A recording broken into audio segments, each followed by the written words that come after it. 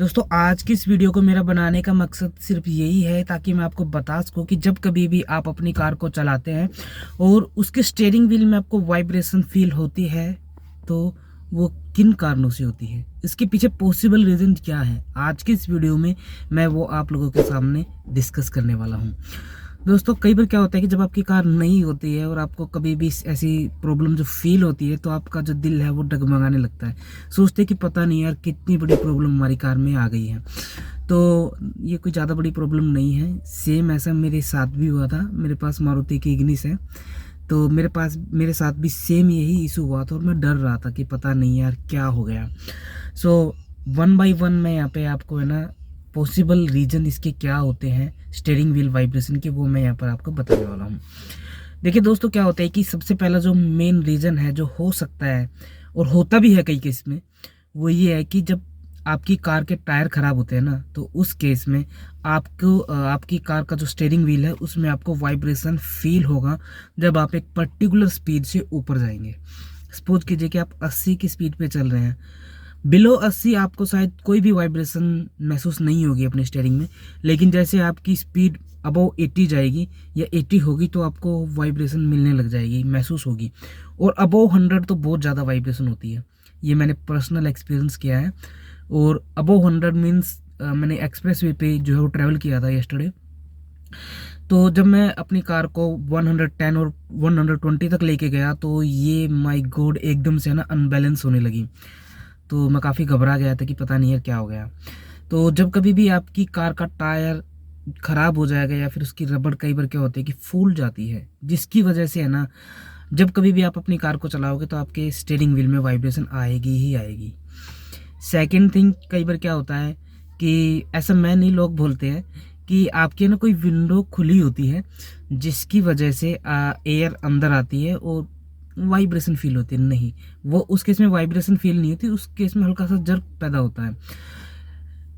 दूसरा जो रीज़न है वो ये है कि आपकी कार का जो टायर होता है ना उसकी व्हील बैलेंसिंग होती है। जब आप अपनी कार को चलाते हैं तो कोई टायर कम घिसता है, कोई टायर ज़्यादा घिसता है, जिसकी वजह से आपकी कार की जो व्हील बैलेंसिंग है वो मिसमैच हो जाती है। दूसरी चीज़, जब कभी भी आप अपनी कार को चलाते हैं रास्ते में आपको पोर्ट होल्स मिलते हैं या फिर स्टक ख़राब है तो उसमें क्या होता है कि आपका जो टायर है वो एकदम से पोर्ट होल में जाके लगता है, जिससे आपकी जो टायर है उसमें रिम में जो है वो लंगर आ जाता है, मुड़ जाता है, जिसकी वजह से भी आपकी कार में जो है वो आपकी कार के स्टीयरिंग व्हील में वाइब्रेशन बन जाएगी। क्या होगा कि जब आपकी कार का व्हील बैलेंसिंग मिसमैच हो जाएगा तो आपको 100% आपकी कार के स्टीयरिंग व्हील में वाइब्रेशन मिलेगा ही मिलेगा, नोट कर लो आप ये। दूसरी चीज़ क्या होता है कि दोस्तों जब आप कार अलाइनमेंट, व्हील बैलेंसिंग और कार अलाइनमेंट दोनों अलग अलग चीज़ें हैं। जब आपकी व्हील बैलेंसिंग मिसमैच होएगी तो इसके साथ साथ में आपकी कार का जो अलाइनमेंट है वो भी मिसमैच हो जाएगा। आपको आपके कार के स्टीयरिंग व्हील जब कभी भी आपकी कार के स्टीयरिंग व्हील में आपको वाइब्रेशन महसूस हो तो उस केस में आप क्या कर सकते हैं कि सबसे पहले तो आप अपनी कार की है ना जो हवा है, एयर प्रेशर है, उसको रीचेक कर लें। जब आप अपनी कार के एयर प्रेशर को रीचेक करेंगे तो हो सकता है कि आपकी जो ये वाइब्रेशन वाली प्रॉब्लम है ये वहीं पर ही सोल्व हो जाए। अगर उसके बाद भी आपकी वाइब्रेशन वाली प्रॉब्लम सोल्व नहीं होती है तो आप एक बार अपनी कार का व्हील बैलेंसिंग करा के देखिए। व्हील बैलेंसिंग एंड अलाइनमेंट, इन दोनों ही प्रोसेस में आपका 500 से 600 का जो कॉस्ट है, एक्सपेंस है, वो होने वाला है। दूसरी चीज़, जब मैकेनिक व्हील बैलेंसिंग करेगा तो वो साथ में आपको ये भी देख के बता देगा कि कहीं आपके टायर की रबड़ तो फूली हुई नहीं है या फिर टायर में कोई दिक्कत तो नहीं है।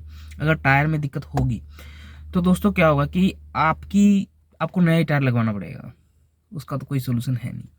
दूसरी चीज़ देखिए, आप है ना जिस भी मैकेनिक के पास आप जाएंगे व्हील बैलेंसिंग करवाने के लिए, पहले तो जो मैकेनिक है वही आपको सजेस्ट करेगा कि आप अपने कार के टायरों को चेंज कीजिए। मीन्स जो फ्रंट में टायर है उसको रियर में ले जाइए और रियर वाले टायर को फ्रंट में लेके आइए।